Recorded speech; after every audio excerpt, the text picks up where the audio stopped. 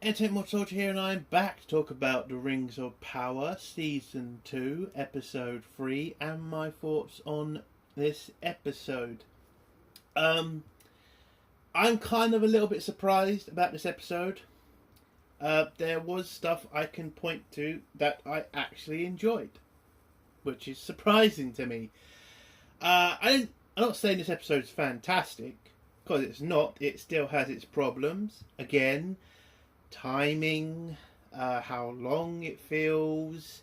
There's still a bit of bad acting that's, it's not really a shock anymore, but kind of feels like they should have improved that at this point. Again, that was so much of the problem of the first season.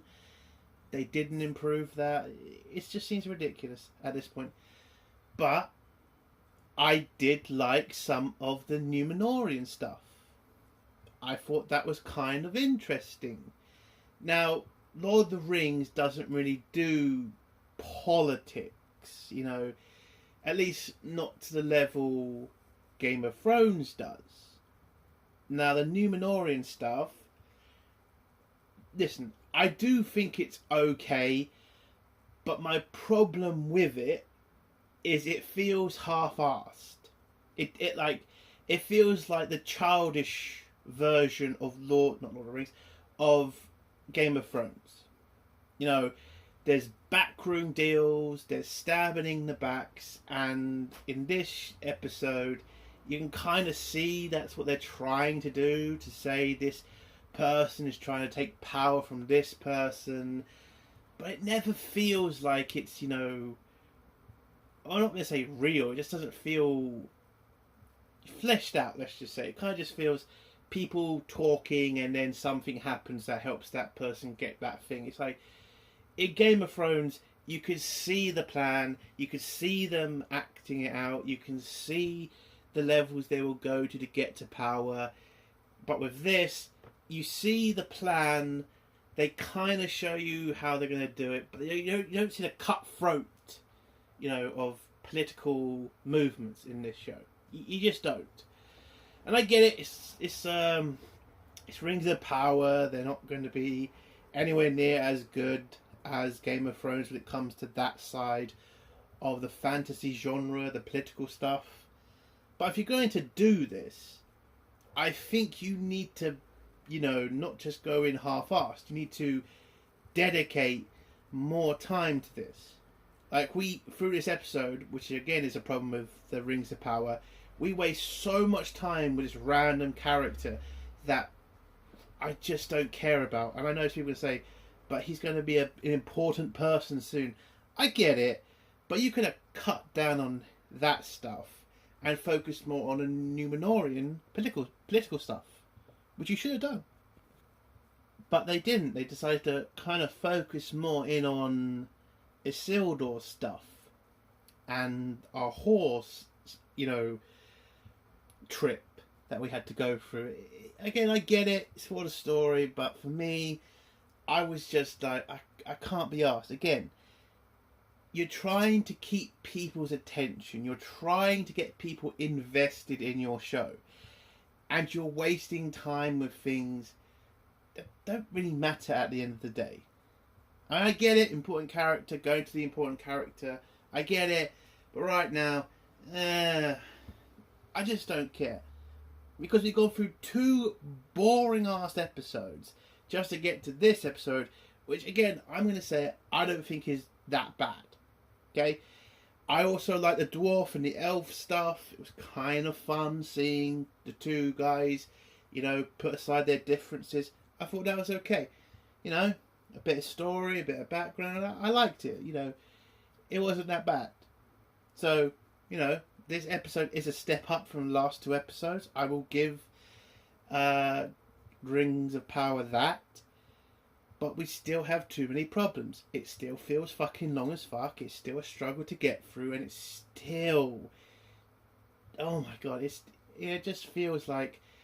It still looks cheap. Like when we in Numenor, you see the soldiers, their shit looks cheap as fuck. You see the guys around them. It feels like it's a fan film at some points when it comes to the costume design.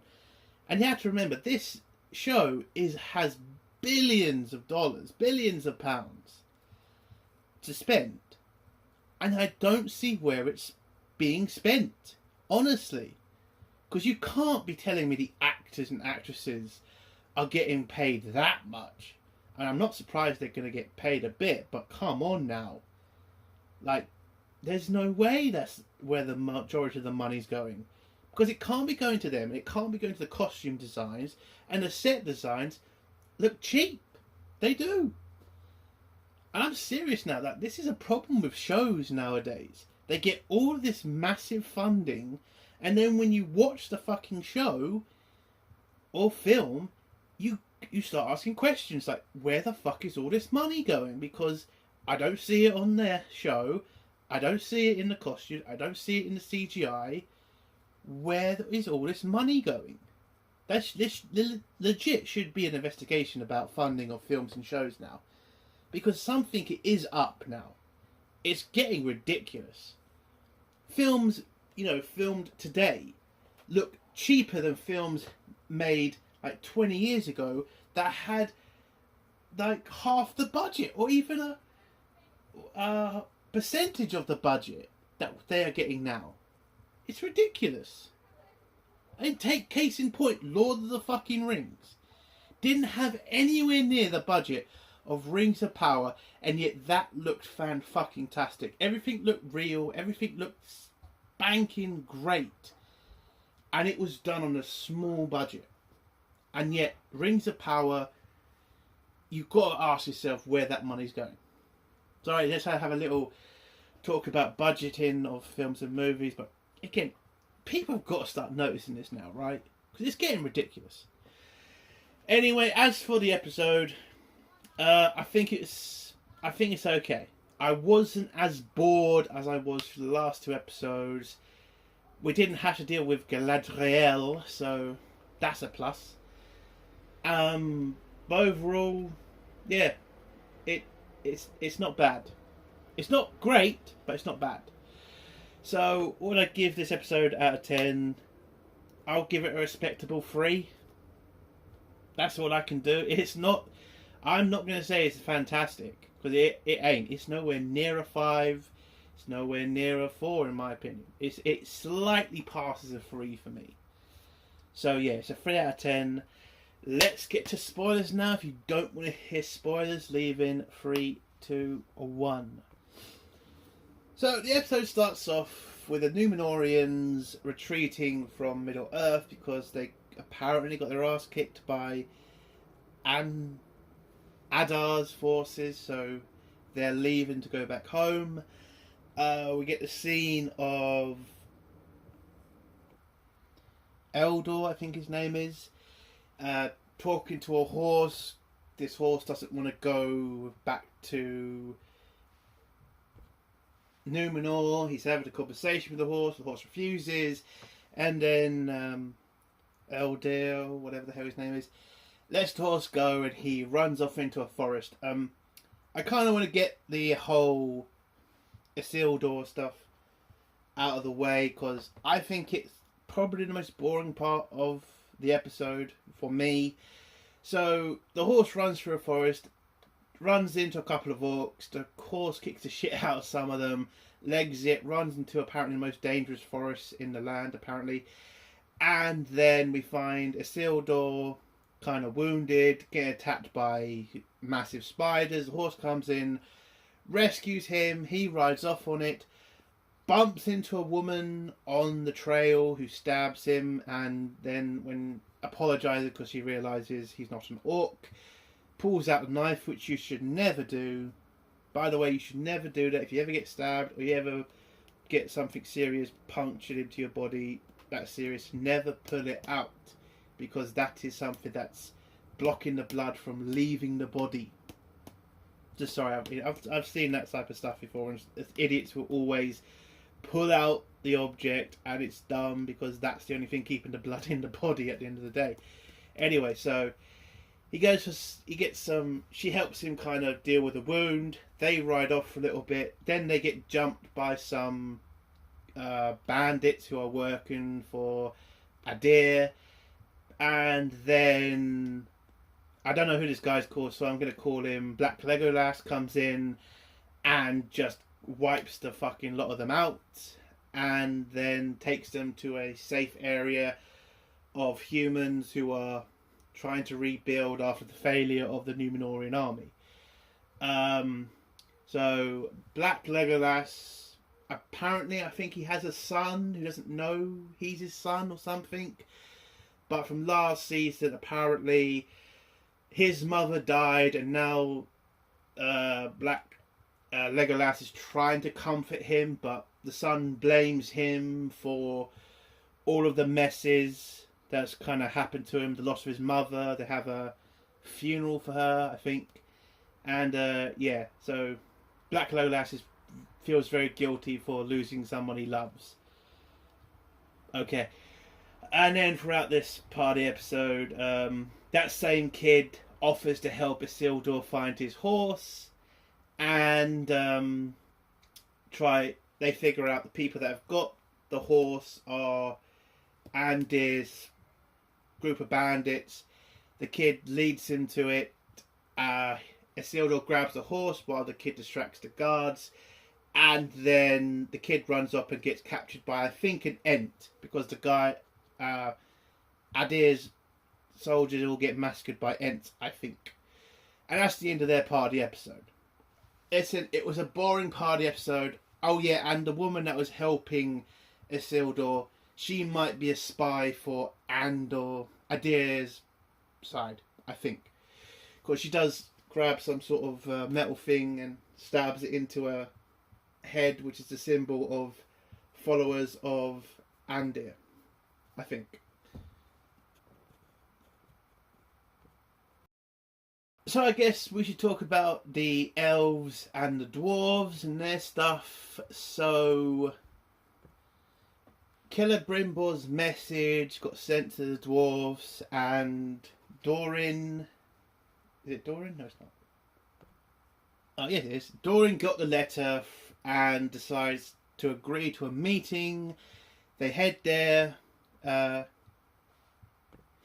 Celebrimbor explains to them the power of the rings and how the rings are helping the elves, you know, to help with the fields and the trees to grow more fruit and food and shit. And he offers this power to the dwarves. The only thing they want from the dwarves is the materials they need to create more rings, which is mithril. So Dorin is kind of a bit suspicious about this, you know. He's very hesitant to kind of do this kind of deal because I think last time he did a deal with an elf, it went kind of badly for him, and it's kind of hurting his people right now. But he does realise his people are in a very dangerous situation now. They may lose their kingdom because they can't grow any food anymore because they have no access to the sun. So it's a pretty desperate situation for him, so he has to take this deal. So he agrees, goes back to his father. They have the conversation with each other, you know, I was wrong, I'm sorry I disappointed you, Dad, and all that shit. And the king is like, perfectly fine, we need to think about our people first, I'm glad you're back on side, blah, blah, blah, all that shit. Yeah, they had a nice conversation with each other, and they agree to work with the elves to make rings for the dwarves to help them keep their kingdom alive. So you see the way they make the rings, the melding thing, whatever, and they give over a massive bit of mithril or rock or whatever, and Sauron, because again he's completely involved in all this, drops it in the malt, and yeah, that's how that episode ends for them, with Sauron now making more power, rings of power for more people. I mean, his end result is going to be the humans, so we'll see how that goes. So yeah, I would say not a bad party episode. I thought it was okay. Again, I don't think the dwarf actors are that bad. They're all right. They're not really a problem. It's mainly the elves that seem to be the problem with the bad acting. and some of the humans. So we go to Numenor with the army arriving back from their failure in Middle-earth. Apparently the king of Numenor is dead, so the Queen Regent, she is now has to be given power now to be a full queen instead of a Queen Regent. But apparently with the politics of Numenor, not a lot of people are happy with that. Some people believe some other guy should be king, and his name is Pharazôn. And this is the stuff I kind of like, because throughout the Numenorean stuff, you can see Pharazôn is trying to put himself into a position where he can get power without trying to piss off the Queen, let's just say. Now, the Queen's not stupid. She understands what he's doing and understands that if this guy takes power, Numenor will be in massive danger, because this guy is, I would say, in this universe, right wing, apparently. Because I did hear from the first season there was a lot of kind of references to immigration in the Rings of Power to do with the elves, and how apparently humans are being racist towards elves by calling them knifers and shit. I don't think Tolkien ever would have put that in any of his stories. That is ridiculous. I'm going to point out now, that is ridiculous. There's no way the humans and the elves would be that hateful to each other.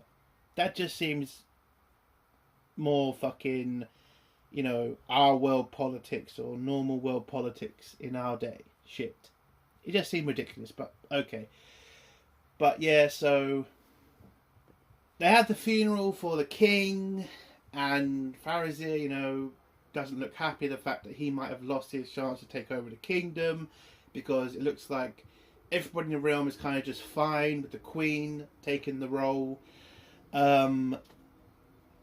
But the Queen did get a bit of a slap from somebody who lost their son in the battle against Andir.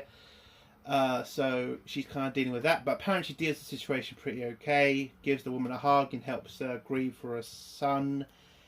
And then we get to where the Queen is going to be ascended to the throne with the final scene.